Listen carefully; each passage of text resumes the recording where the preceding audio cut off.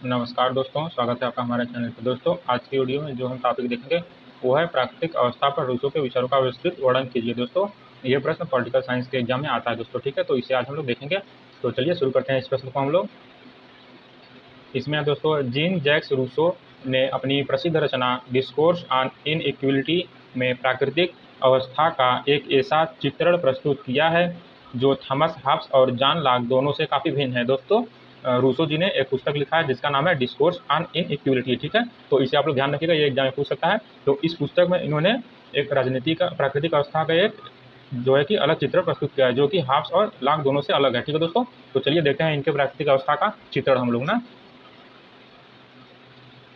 आगे है, रूसो के अनुसार प्राकृतिक अवस्था एक स्वर्ण युग की तरह थी जहां मनुष्य पूर्णतः सुखी, स्वतंत्र और संतुष्ट था। दोस्तों, यहाँ पर देखिए रूसो जी कह रहे हैं कि जो प्राकृतिक अवस्था थी वह स्वर्ण युग थी जिसमें मनुष्य स्वतंत्र और सुखी था, जबकि हाब्स और लॉक जी ऐसा कहते थे कि वो पशुओं का जीवन था, उसमें मनुष्य स्वतंत्र नहीं था, लोग एक दूसरे को परेशान करते थे, राजा नहीं था, वहाँ पर कानून नहीं था। लेकिन रूसो जी कहते हैं कि वो सबसे अच्छा था।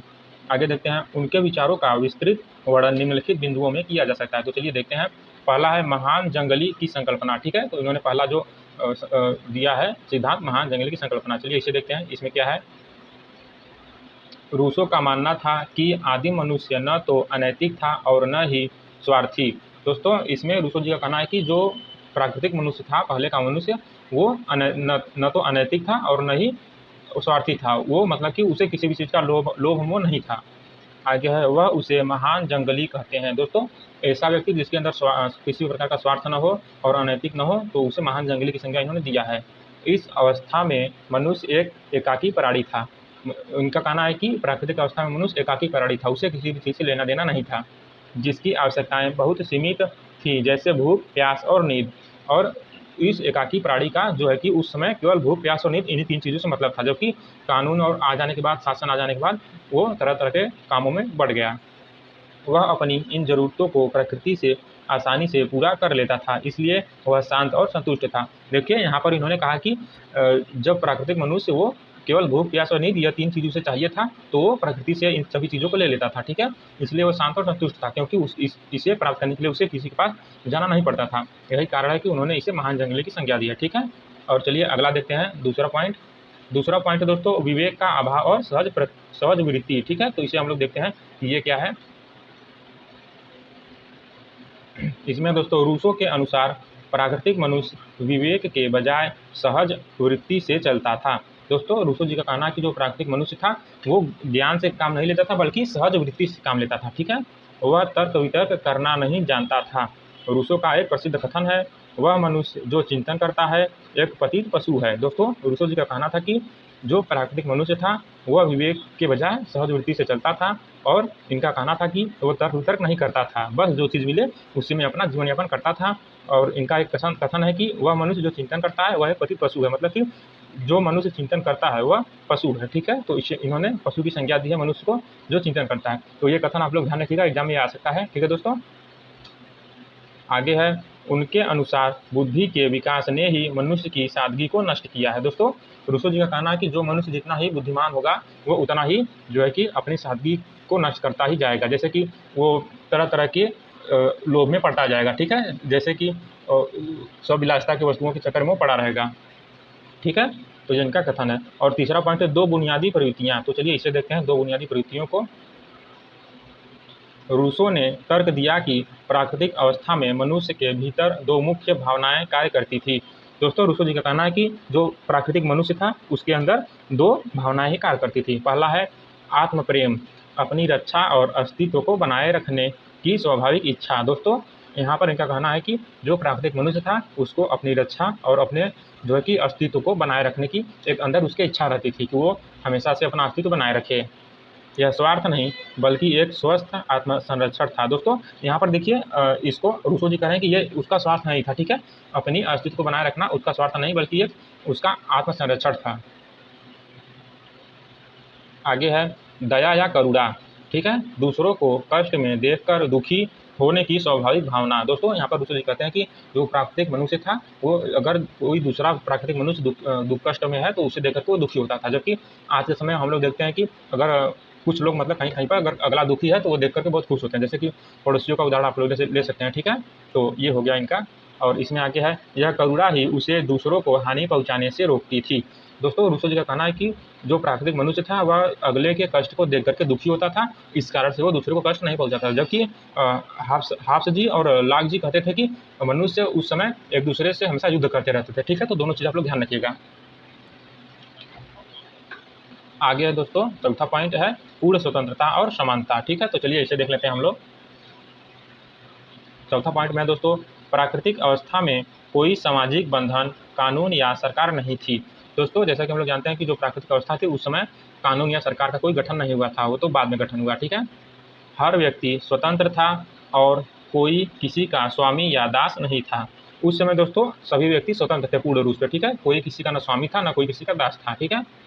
आगे है, चूंकि वहाँ निजी संपत्ति जैसा कोई विचार नहीं था, इसलिए लोगों के बीच कोई ऊंच नीच या असमानता भी नहीं थी। दोस्तों उस समय जैसा कि प्राकृतिक अवस्था में सब स्वतंत्र रूप से थे, ठीक है, सब बराबर थे। उस समय कोई ऊंच नीच का भाव नहीं था, न किसी के पास निजी संपत्ति थी।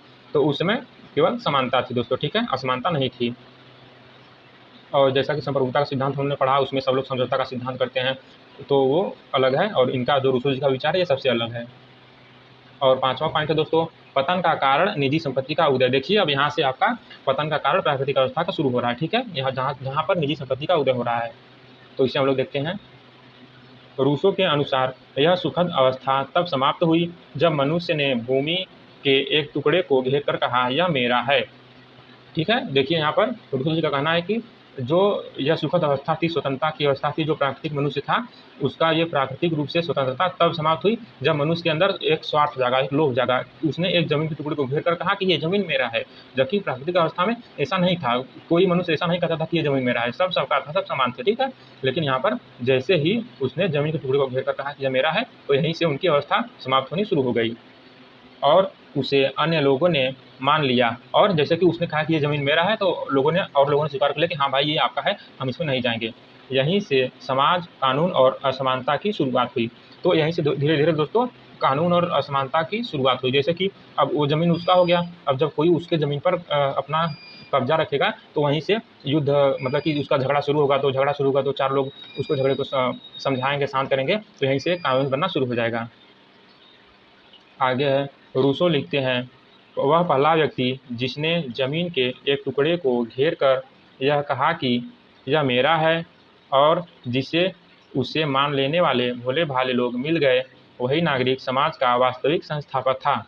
तो दोस्तों यहाँ पर इनका कहना है कि वह जो पहला व्यक्ति जिसने जमीन को टुकड़े को घेरा, ठीक है, घेरा, और वह व्यक्ति मतलब वो लोग जो मतलब कि मान गए कि हाँ भाई आपने इसे घेर लिया, ये आपका हो गया, ठीक है।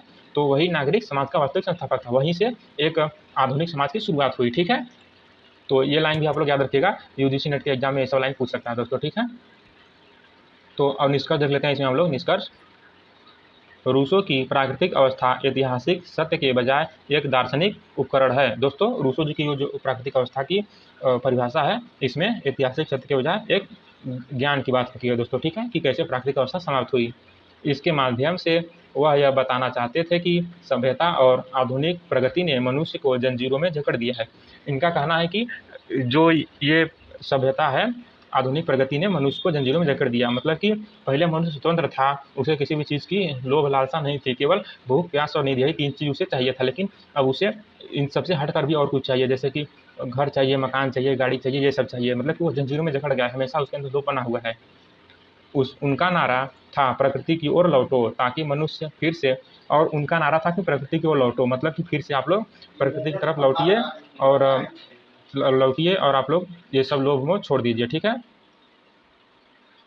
देखिए यहाँ पर आखिरी में है, ताकि वह फिर से वही सादगी और स्वतंत्रता प्राप्त कर सके जो उसे प्राकृतिक अवस्था में प्राप्त थी। मतलब कि वह फिर से अपने स्वतंत्रता को प्राप्त कर ले, फिर से लोभ मोह सब छोड़ दे, ठीक है, जैसे कि वो प्राकृतिक अवस्था में रहता था।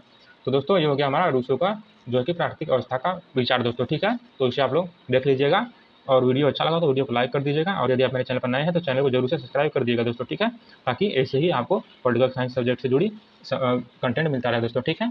और चैनल पर नए हो तो चैनल को जरूर से सब्सक्राइब कर लीजिएगा। फिर मिलेंगे नेक्स्ट वीडियो में और भी अच्छा टॉपिक लेकर के, तब तक के लिए नमस्कार।